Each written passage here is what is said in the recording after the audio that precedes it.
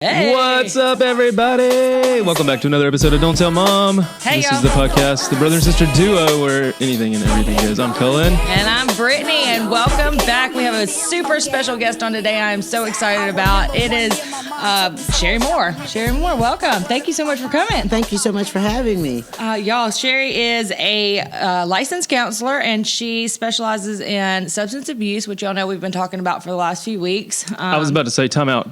If y'all haven't seen last week's video, go check it out. Yes. And if you haven't subscribed or favorited this podcast, do that now. Yeah. Because it's about to get lit up in here with this lady right here.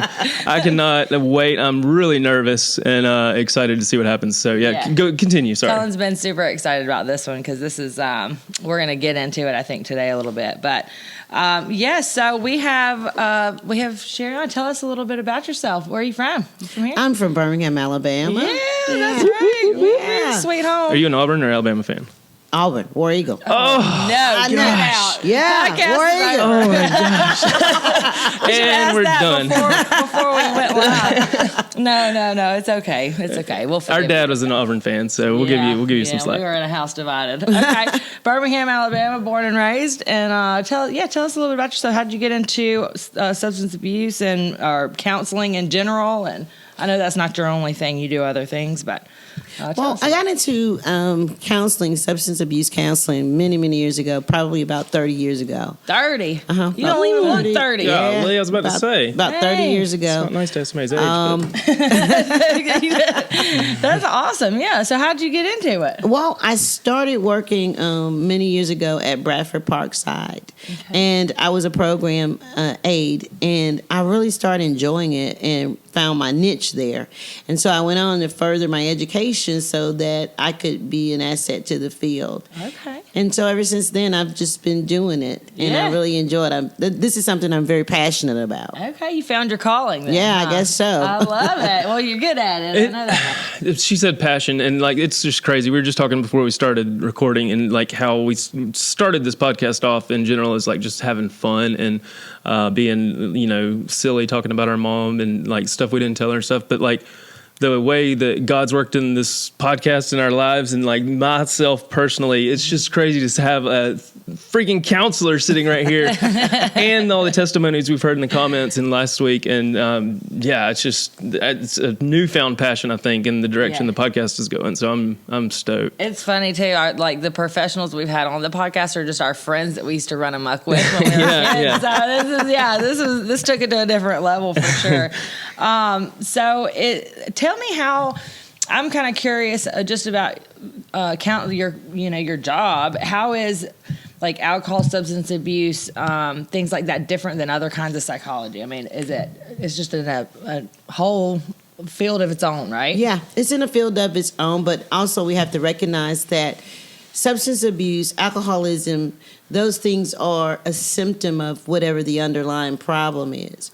And so we have to try to look at, if we can get you clean and sober, then we can start addressing some of those other issues, such as trauma. Yeah. For example, a lot of times what has happened is people found coping mechanisms through the process of drinking or overindulging. They found numbing so that they don't have to deal with the reality of their pain or whatever. So even though that's a temporary fix, that's what makes it addiction, because it's a temporary fix. So you have to go back. Yes. You have to continue, and you have to continue to do that same process.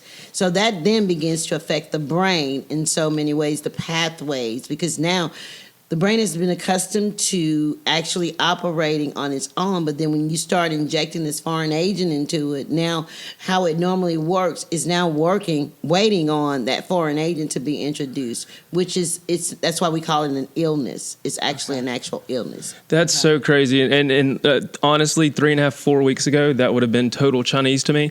The whole explanation there, but I thought about it. This past Friday, we went out to eat dinner, and Katie said something about, well, now we can get in bed and snuggle, that kind of thing. And I said, because I want to bond with you now instead of my alcohol or, my substance. And so that it's like you were saying, the numbing or the bonding or whatever it is with something else besides life. Right. So, I mean, I thought that was interesting and just a whole new light that I've seen recently. And you even said, I think last week you were talking about how you've been so used to numbing the emotions that with alcohol with weed and alcohol and all your, that you just, when you stopped everything, it's like you suddenly started to feel again. And you've been crying more lately than I've ever seen you cry. The past couple of weeks, it's like anything. I'm just like, oh my God. Yeah. It's so weird. And that is so normal. A lot of times, when that begins to happen, you think, okay, I'm freaking out. Yeah, I'm going crazy or whatever. And that's not the case. What the case is now that you're coming into your own feelings and your emotions. And over time, it will all balance out. Mm-hmm. But you do have an influx of emotions, crying, weeping, even at the end of a movie, maybe. Yeah. Mm-hmm. So you go through that process, but in the end, it does balance out because now you're getting in touch with yourself. You're not numbing anymore. Yes. And is insomnia, like the lack of sleep, like I went through a couple like sweat breakouts at night, when and I was like, okay, that's kind of weird. I wasn't into all the heavy stuff. We've talked about it in previous episodes about experimenting and stuff. And we did get kind of hooked back in the day on some harder stuff. But like recently it's just been the weed and alcohol, and it's just like, why am I like having a detox symptom, I guess, from that. And then now it's just like my brain is racing all the time and I'm not able to sleep as much. And it's like crazy. Because now the body is trying to normalize.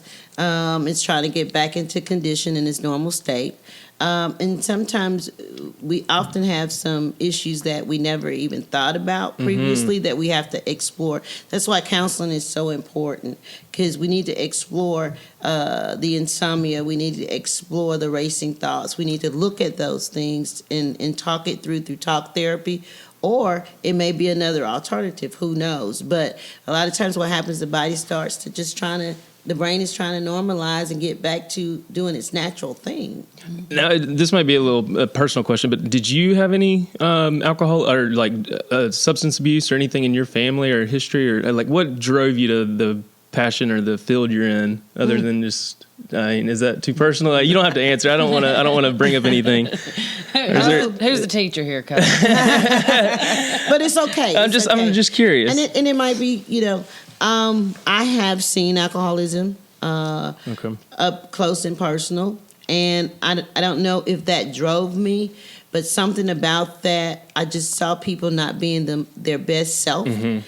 And something about the caregiver in me, the nurturer in me, wanted to get into a position of help. It's good for you. Okay. Yeah. That makes sense. Beautiful. Yeah. Yeah. I love that. That's kind of like, I hear that from my wife. She's like, I just want my real husband back that I married. It's like the potential in the person is there. They just need to see it. That kind of leads me into a question. When you have these mandated cases or whatever the issue is, as far as people coming in that know, like their family is like, you've got to go get help. You're going to see this Miss Moore count. How do you break down their wall or bound? A lot of people don't want help. Yeah, a lot of people don't want it, and I refused. I'm not an addict. I'm just having fun. Well, that kind of thing. Still need some help, right? So counsel me. But I think it's not. I don't go into a therapeutic relationship looking to break down anything. I go into a therapeutic relationship looking to build something. Good. And what I want to build is that rapport and to assist you with another perspective on it. You don't have to follow it if you don't want to, but just to be open-minded. So if you think that you're going to make a decision to continue to use or not, you can make an informed decision about that. I'm not trying to change you. I'm just trying to put something else on your mind. Gotcha. Okay. Because ultimately it is about me. I've got to make the decision. Yeah. To change or stop. And I think a lot of it, and correct me if I'm wrong, I don't know, but a lot of it is not even, I guess, talking about the drugs or alcohol and things like that. It's more talking about the experiences that or what you've been through that made you want to numb yourself in that way, or I guess a question that I had for you was, is it always tied to some trauma? I mean, do you see people that come in that have substance abuse problems but they had this peachy keen life and they have no reason, you know what I mean? Is it always something? Mm-hmm. Usually it's always something. Okay. Now, what the issues are can vary. It's an array of issues that may bring them there. Among women, though, I found that among women, it's a lot of trauma. Not saying that it's all trauma, because I don't want to say that because that's not factual. Mm-hmm. But among women, we have a lot of trauma that we tend to try to normalize. And sometimes when we normalize it through external factors, whether it's drugs, whether it's relationships, whether it's alcoholism, whether it's promiscuity, whatever it is, we figure out a way. So we have to look at those things. Among men, it's mostly suppression. They're not going to talk about their issues. Mm-hmm. They feel like, because you think about the role. When we bring up little boys and we bring up little girls, when little boys fall, we say, okay, get up. Dust it off. Yeah. But when a little girl, we say, okay, come on, let me try to knock the mic down. Let me kiss it, let me make it better. Yeah. Then we wonder why our men grow up and they can't communicate well, or they don't really know how, because we've taught them how to suppress their feelings. Yeah. And then we say women are so emotional, but we taught them that it's okay to express your feelings and be emotional. So we have to look at all of those things even when we're in a therapeutic setting, because the stereotypes or the stigmas that we've placed societally on our population, everybody's trying to measure up to that. Yeah. And so men are like, I'm not a man if I break down. And that's why he's saying, I'm crying. What's going on? Yeah, but that's a part of manhood as well. But because of the stigmas and stereotypes and the isms, like the sexisms or whatever, then we say he's not supposed to do that. And then the wife is saying, why won't you talk to me? Yeah. But he doesn't know how to actually do that. So this perfectly what you would consider, I guess, normal life is really, it's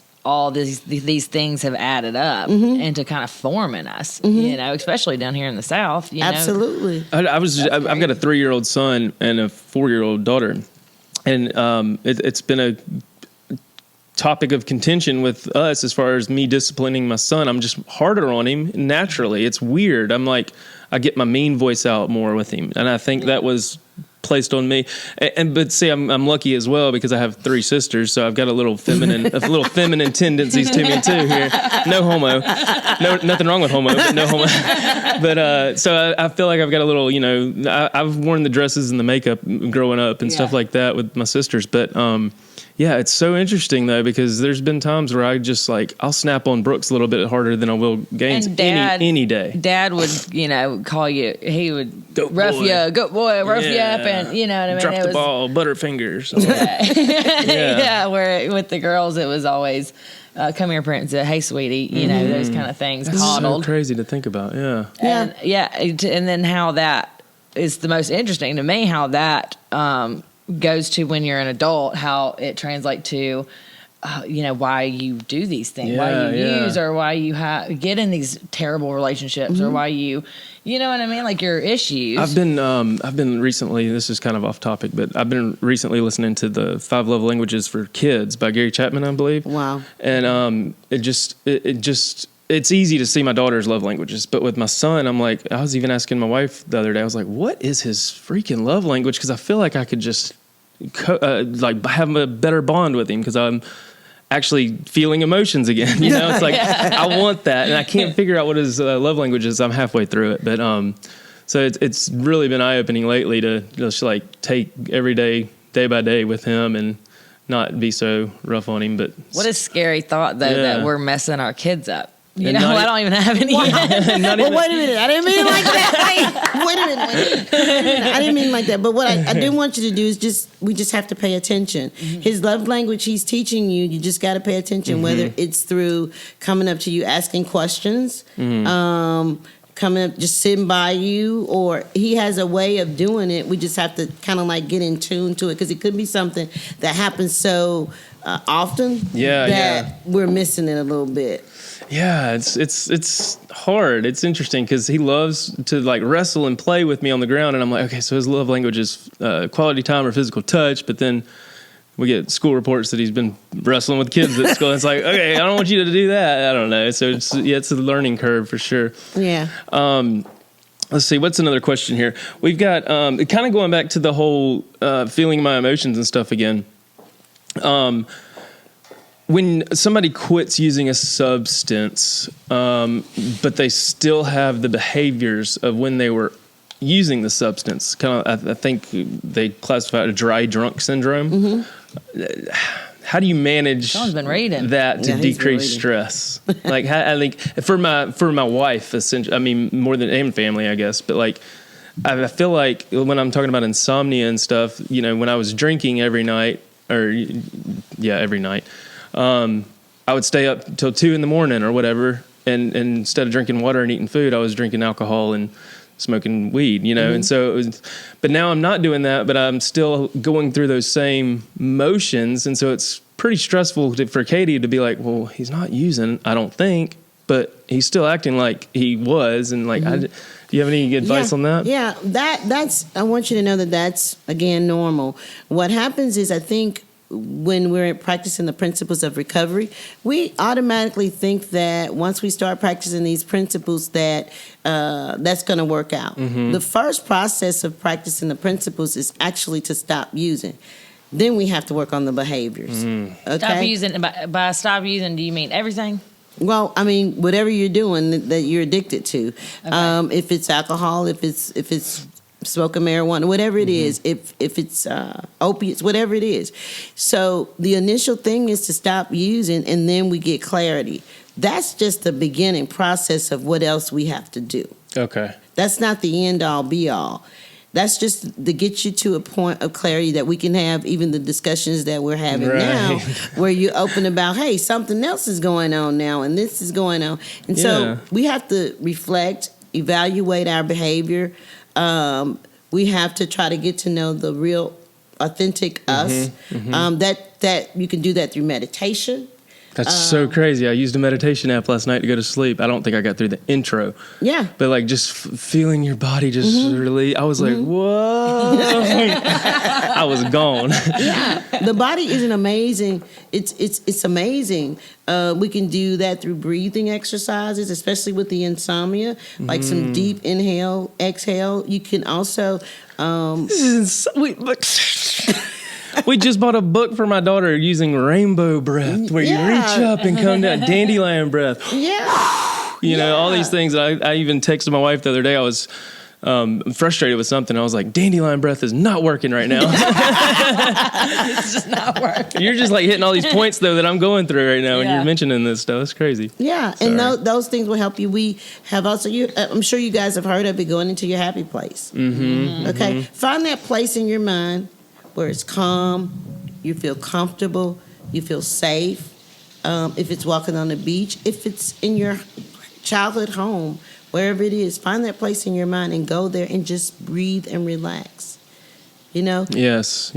We kind of talked about it the last couple podcasts ago about how you really know if you have an addiction is if you get in a room by yourself. Like if you got an addiction to food, not saying to starve yourself, but if you get an addiction to food, go into a room for 2 hours by yourself on an empty stomach, or if you're addicted to weed, just go in the room by yourself. Don't do anything externally to stimulate any other, and just, you know, if you can't make it and just be happy with life and yourself in that happy place or whatever, then you've obviously got the addiction to whatever it is you're trying to do. But like get isolated and try to just, you know, figure out how to deal with. That's a good question, though. I mean, how do you know that you're addicted to something? You know, a lot of people are blind to it. That was a question from our one of our commenters last time that I was going to ask her is, what do you do when you think you have your use or substance under control, but others think you have a problem? Well, usually most people who are addicted do think they have it under control. That's just a normal thing.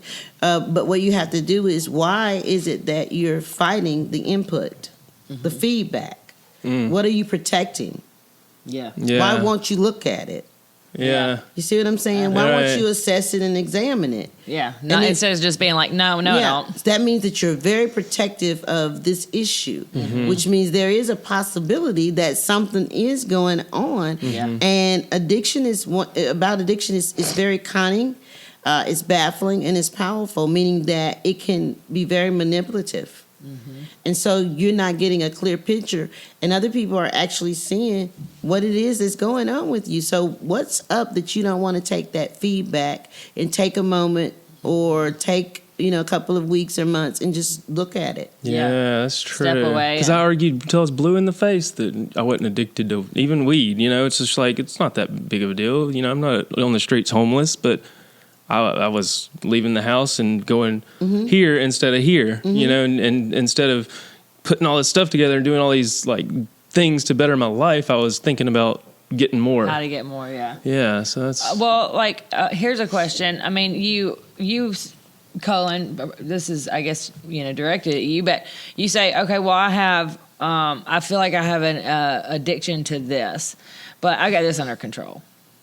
So how do you know that, in NAAA, they say you have to be abstinent of everything. So we kinda talked about that last time, is too. that something that you also agree with? I mean, do you think that, yes, you have to step away from everything, or do you think that you can have you can go out and have some cocktails, but if somebody put a line of coke in front of you, you snorting it. You know what I mean? You're Right. doing it. Right. Like, how do you know?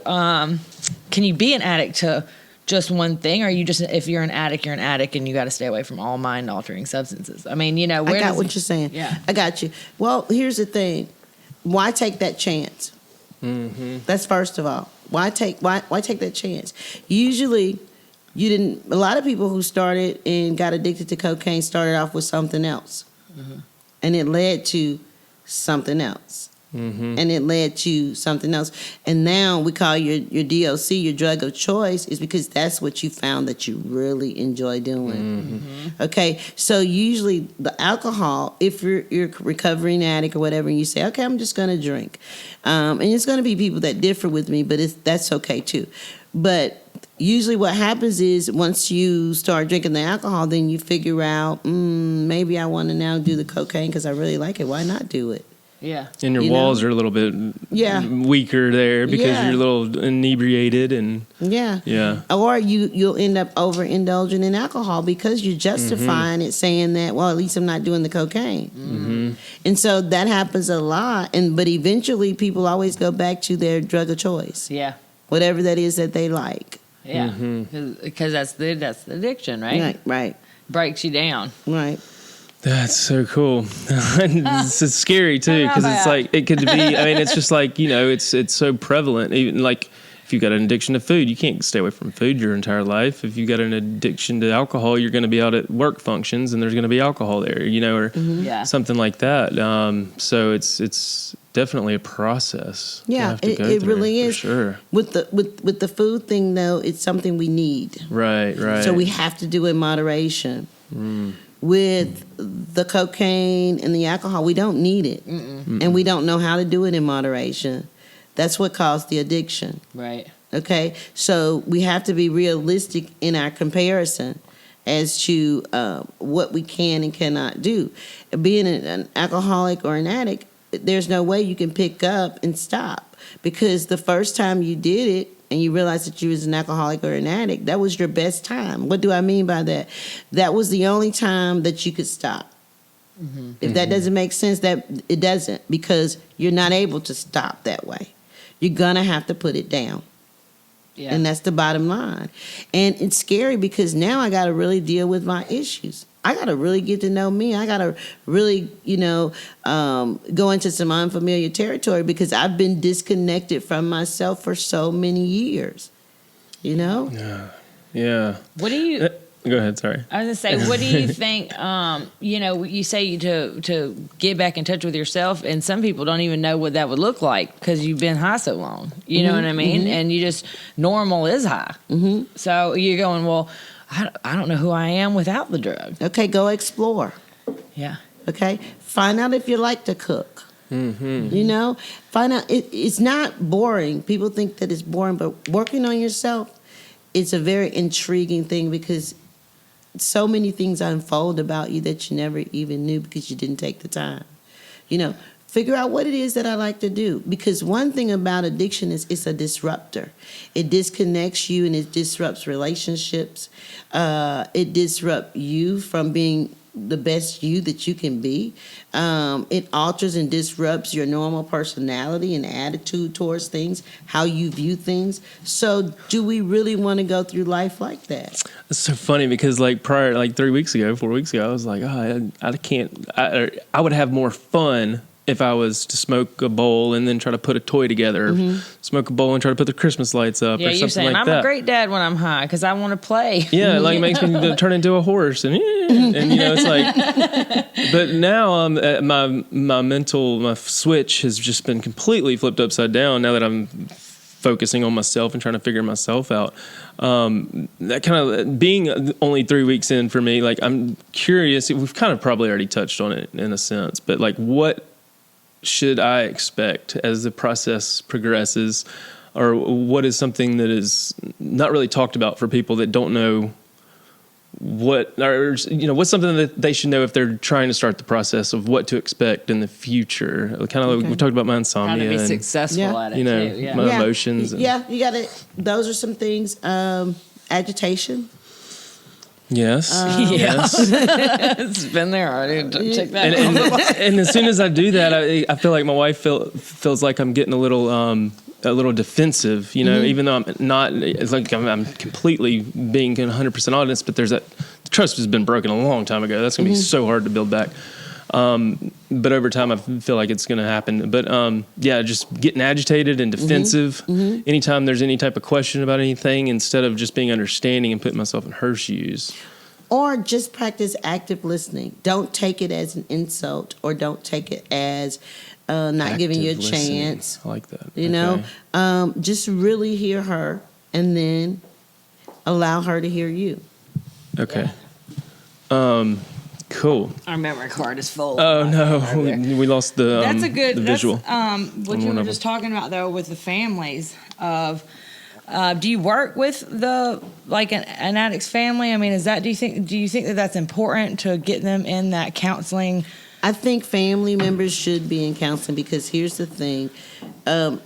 You're dealing with this new individual now, not the one that you've become accustomed to. And sometimes we make our family sick.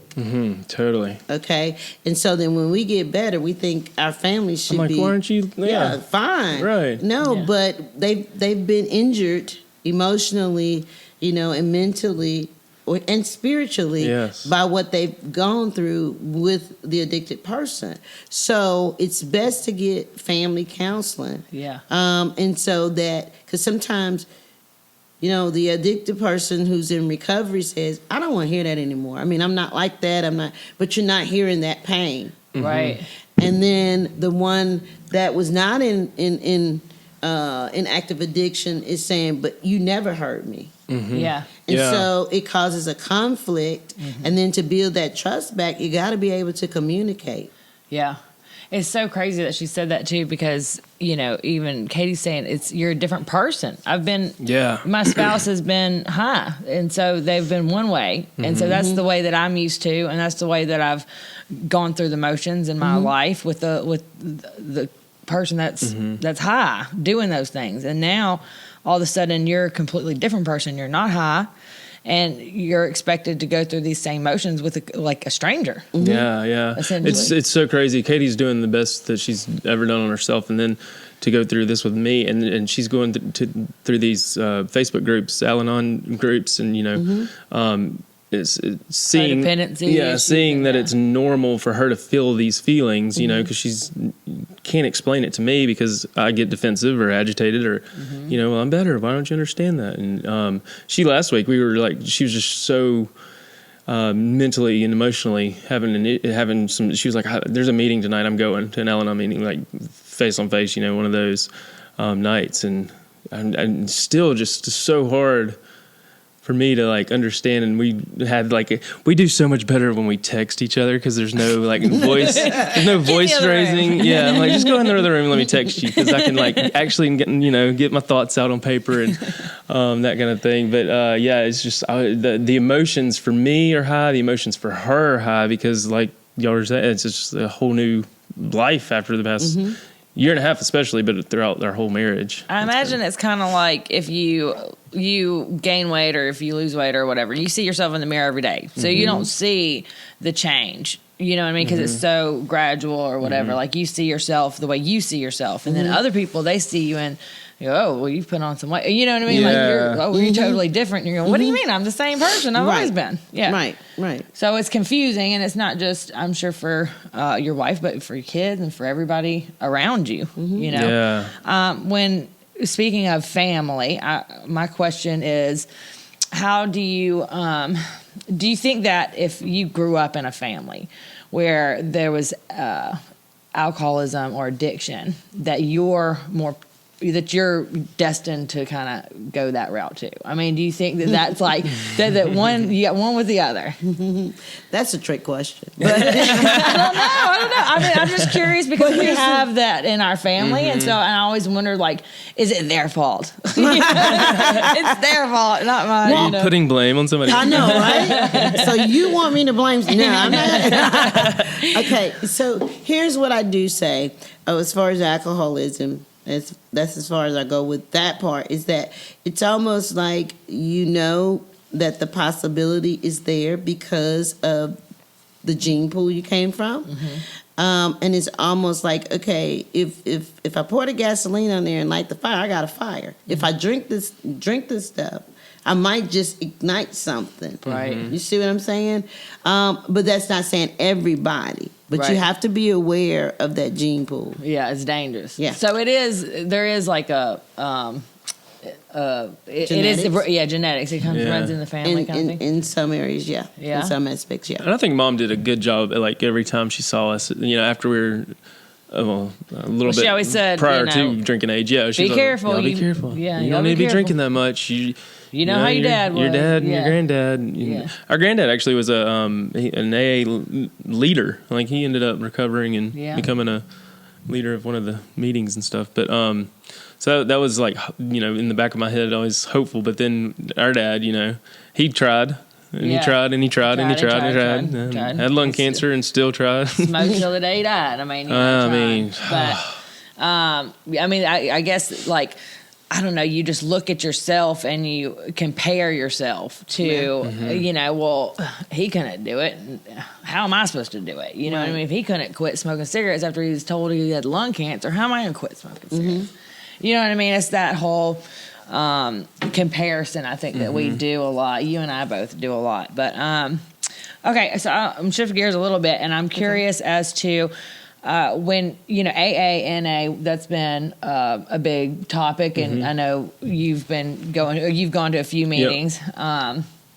Saw a lot of comments. Very awkward, by the way. Sorry. Like in the very first one was, but yeah, the first I was so stepping out of my comfort zone. Woo. Yeah, it's weird, but put my life out there, but still. Well, the thing too is, you've had a lot of people comment and say you're not doing enough. You're not going enough. You're not, you know what I mean? Taking the 90 and 90, the 90 days, 90, things sponsor, like that. All that. Yeah. It's like, how do you know? Well, this wasn't even my question, but how do you know that you're doing it the right way? I mean, is there like a set way that you need to go about doing your recovery? Yeah.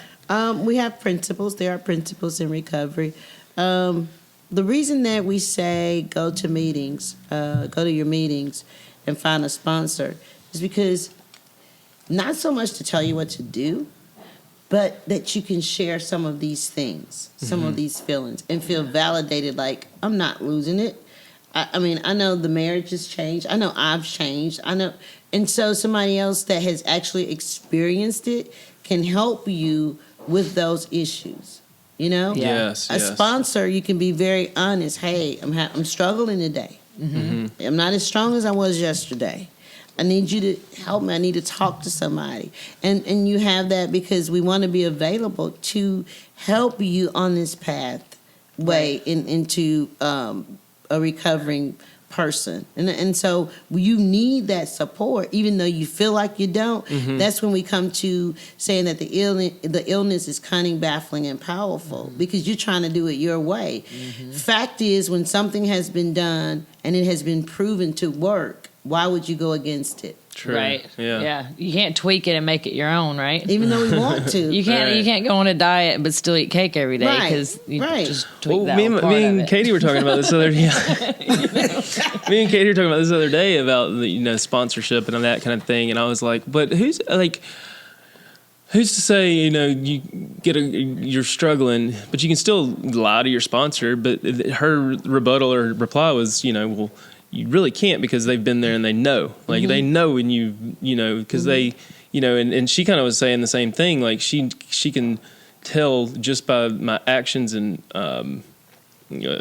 looks and persona and mannerisms if I've used that day or whatever the case may be, just from knowing me for so long. So it kind of put that in perspective. I was like, yeah, I could see how that. And then when you do have that other person beside your spouse to turn to, as far as you can't bullshit a bullshitter. Right? Yeah. Real. They'll call you out on real it. Meet real. And then you have to ask yourself, why am I taking a defensive stance on this issue? Yeah. That's when you do your reflection, like, what's up with me? That's what I was thinking. I was like, I guess I'm just nervous to take the next step, as far as getting really into it. But I don't know. I'm trying to predict the future and plan my next stuff, and think about what I'm going to go through instead of just doing it. And the key to recovery is asking for help. Yes. When we go at it alone, we don't make it. Right. And so come out of your comfort zone a little bit further. And if you want to be successful at this, we need help. We can't do it by ourselves. And fact is, when I follow those principles and actually get help, it works. In your AA book, it says something about thoroughly have we followed this path. And that means that, when I follow this path, the court... Oh, sorry. God. Mike fell over. When I follow this path. Yeah, when I follow this path, I'm going to be okay. But then when I try to tweak it and make it my own, I'm not. Yes. Sorry, we had the heater kick on. We had the mic fall over. We got a pregnant girl walking around trying to reset the cameras. You didn't make the space for me to get in and out and check our cameras quite big enough for me. I'm going to turn the heater off real quick here on this Nest Cam. So with the NA and AA programs, because I've been to some, I know that they're somewhat faith-based.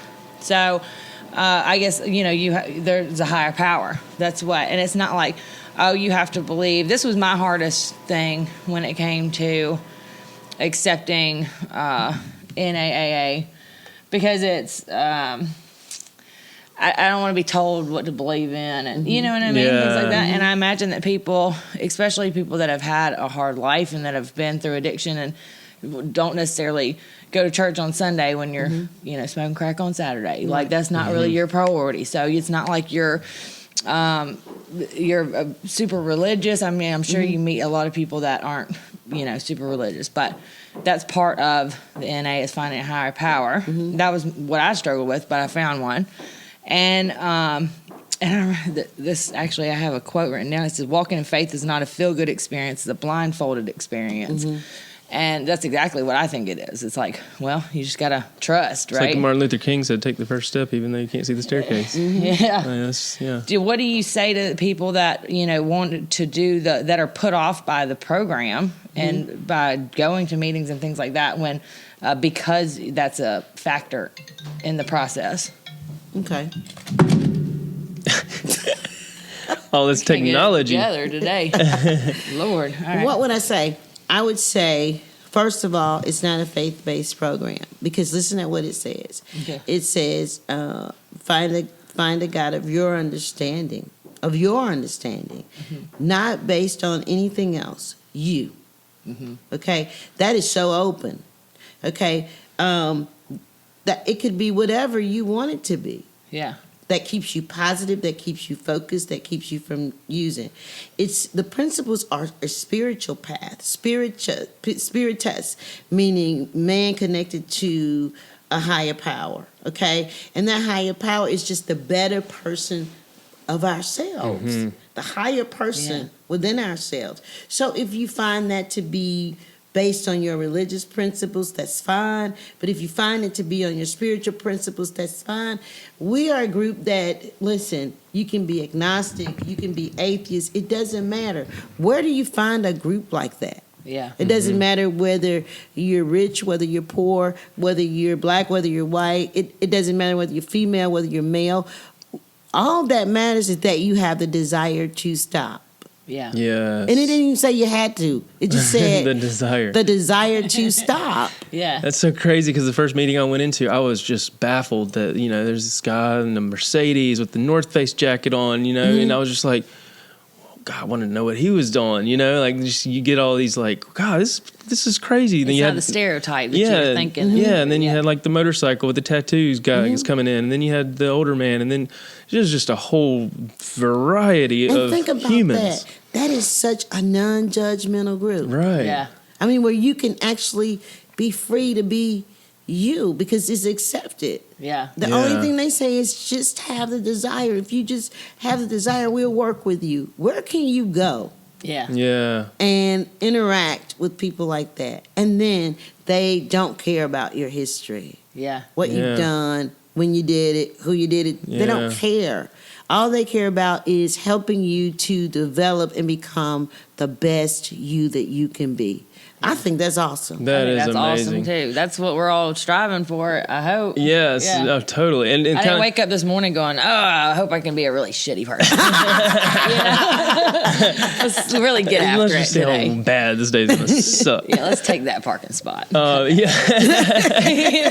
And I think it's a good testimony about this podcast. 33 episodes ago, I would have never in a million years imagined that where we are today on this podcast and the topics we're talking about and the turn it took from, like what we said in the beginning, just the simple childhood stories of addiction and lying and stuff that were underlying, and now it's all just kind of festered up to the surface here, and we're sitting here with a counselor. Yeah. Amazing. It's fate though. I mean, it's funny because someone was higher like, power. It's like, you don't even have to change the title of your podcast because it's still, because what you were doing, and you didn't want mom to know. I know, about it. right? Don't tell her. Lord help us, don't tell her. Golly. Well, that was one of the things that I think from people that I've met was something that would put them off was the idea of having to have to conform to a certain faith and all that stuff. And after going and listening and hearing and knowing that I could be this water bottle and that's my higher power. You know what I mean? And whatever, like you said, whatever makes you want to do better and be a better person. And, and in your active addiction, that's the least thing. That's like the least important thing on your mind is being a better person, It's kind of like the angel and the devil. You're self-conscious, even if that's your higher power. You're talking to yourself, making yourself better overall. And in turn, I think the big thing for you, Cullen, and for me, and for a lot of us is that are struggling with this is that you want it to end with you. Like, you don't want your children to grow up and have these problems. You want them to live their best lives and be good people and not fall into addiction and not have to worry about these things. Because, you could wake... there's been lots of people that didn't wake up the next day because of their addiction. So that's the last thing that you want for your kids. And I'm about to have a baby, and I don't want that for my baby. That's when I broke down in tears last week, was when Phyllis mentioned her kids being 13 when she got in and 36 when she got out. Right, and it's just like she missed their entire life. And I broke down. I was like, I just met you. Like, I don't know what just because there's just like that emotion that's just like, I don't want that. Like, I don't want to like have to have my kids go through that, know. So break the mold and break the mold is right. That's what we're trying to do, Cullen.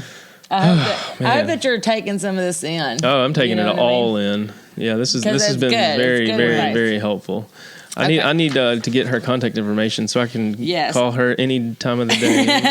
Miss Moore has been very helpful. I wanted to tell y'all how you can get some help for yourselves if you're in our area in Birmingham, Alabama. You can go and look for the Without Walls Counseling. Yes, and it's Jerome Wells is so Without Walls Counseling, and it's and I have a telephone number for you. It's 293-0693, and we'll leave that in the description. Yeah, all this will be in the maybe description. even flash it on the screen here. We'll see. And just get help. Like that was like the main thing that you said. You know, you can't do it alone. Absolutely. And Cullen, I'm proud of you for reaching out and doing it and trying to get help. And it's been a roller coaster. Just hiding it for so long, and our viewers have seen it on our daily vlogs with the relationship me and my wife have had, and they're just, I've stopped watching, and they couldn't pinpoint why, but there's just that emotional detachment because I was bonding with something else and then trying to make it look like I was happy and go lucky, and my wife was doing the same, even though we knew what was going on behind the scenes. But then it's so relieving and good to just get it all on the table. For the 10,000 of y'all watching and however many are listening right now. And it's just so speak up if you're having issues out there and get some help for sure. Good to get it off your chest. And I guess the first step is just admitting that you had a problem in the first place, huh? Yeah. I never thought I'd see the day. We're both stubborn as hell. It's crazy. I mean, I really appreciate Ms. Moore you coming on. Thank you. Thank This you has so been much so wonderful. Very informative. Yeah, hopefully you took something from it. I know I did. And Totally. And definitely go check out Without Walls Counseling. And y'all check out our YouTube. We're 2 Times Tuesday. Our YouTube, our website is www.thedon'ttellmompodcast.com. And then, of course, you got Cullen and Katie Vlogs and the Southern Fried Maple Leaf. So y'all check us out. All right. And any last piece of advice?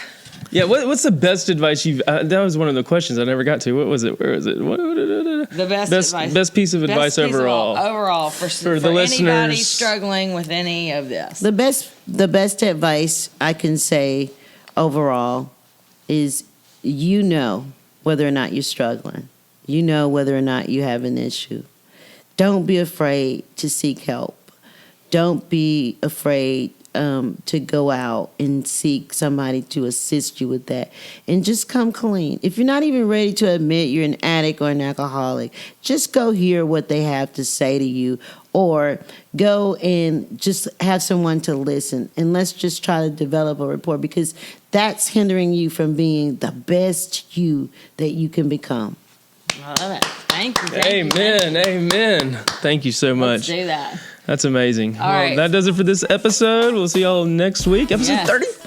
Episode 35. Yes, until then, I personally am going to try to be the best person I can be. Thank you. This has been very inspiring. Thank you again so much. Thank you for having me. Thank y'all for watching and listening, and we will see you next week. 2 Times Tuesday. Peace. Don't tell mom. Peace.